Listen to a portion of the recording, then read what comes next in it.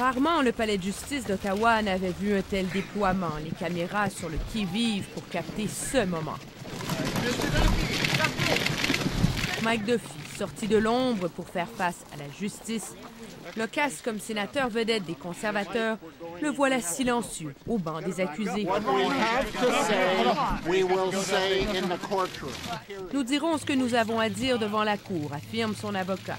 De glace durant la lecture des 31 chefs d'accusation qui pèsent contre lui, Mike Duffy a plaidé non coupable. Il est seul ici, comme si on lui demandait de rendre des comptes pour tous les péchés du Sénat, fait valoir son avocat, Donald Bain.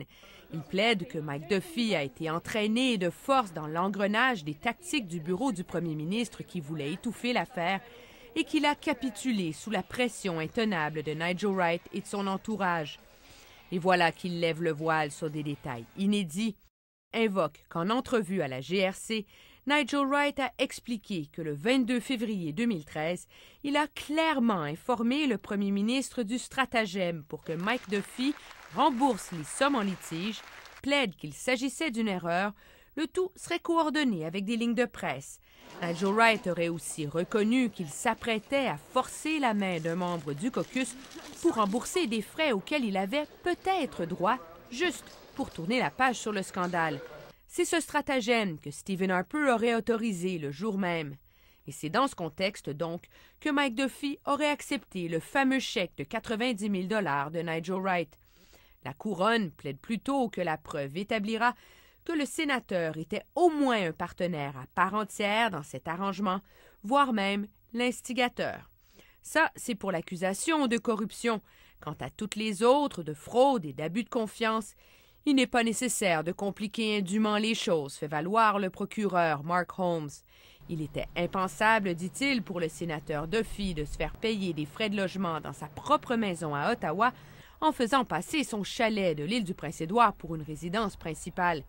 Armé des agendas électroniques de Mike Duffy, il tentera de démontrer comment celui-ci organisait des rencontres à l'extérieur pour faire payer par le Sénat des voyages personnels, comme pour aller à la première de sa fille au théâtre. L'avocat de Mike Duffy répond que son client n'a fait que respecter les règles du Sénat, aussi archaïques soient-elles. Surtout, le sénateur Duffy avait un rôle sénatorial unique. Dès sa nomination, laisse entrevoir Donald Bain. Aujourd'hui, du moins, le premier ministre Harper se montre imperturbable. Nous allons continuer à offrir tout le possible à la couronne pour ce cas avec M. Duffy. Attention, lance l'avocat de Mike Duffy. Ce n'est que le début. Oui, Emmanuel, pour tenter de faire acquitter son client, l'avocat de Mike Duffy va tenter de faire valoir que c'était la culture politique de l'époque, que tout le monde agissait un peu comme ça. Oui, c'est là, Céline, que ce procès criminel devient un procès politique, vous voyez, parce qu'en effet, pour faire acquitter Mike Duffy, Donald Bain, lui, accuse tout le Sénat, faisant valoir que les règles sont tellement vagues que finalement, tout est permis. C'est pas un enjeu de savoir si les dépenses sont morales, éthiques ou quoi que ce soit, qu'à peu près n'importe quoi peut passer pour une dépense sénatoriale, que la même logique tient pour des contrats que Mike Duffy a donnés et qui ont fini par payer, il faut le dire, un entraîneur et une maquilleuse. Donc, rien là pour redorer l'image du Sénat. Surtout, et on l'a entrevu d'une certaine façon aujourd'hui, l'avocat de Mike Duffy va non seulement vouloir faire le procès de l'entourage du premier ministre, mais de Stephen Harper lui-même d'une certaine façon, en faisant valoir qu'il a autorisé toute l'opération camouflage de ce scandale. Et jusqu'à quel point Stephen Harper doit s'inquiéter des révélations qui pourraient être embarrassantes pour lui? Mais je voudrais que le pari des conservateurs, c'est que Stephen Harper a déjà, d'une certaine façon, payé le prix politique qu'il avait à payer pour cette affaire-là, qui est en train de s'en remettre, que l'intérêt des Canadiens va s'étioler, d'autant plus que là, on a une journée spectaculaire, mais c'est un procès de fraude, ça va rentrer dans le détail, ce sera pas toujours aussi palpitant.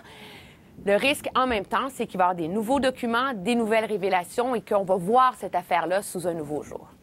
Un procès qui s'annonce long, donc 41 jours, plus peut-être les pauses, etc. Merci beaucoup, Emmanuel. Au revoir. Au revoir. Et justement, pour en savoir davantage sur ce scandale au Sénat, et notamment sur ses acteurs clés, je vous invite à consulter notre dossier web à l'adresse que vous voyez à l'écran.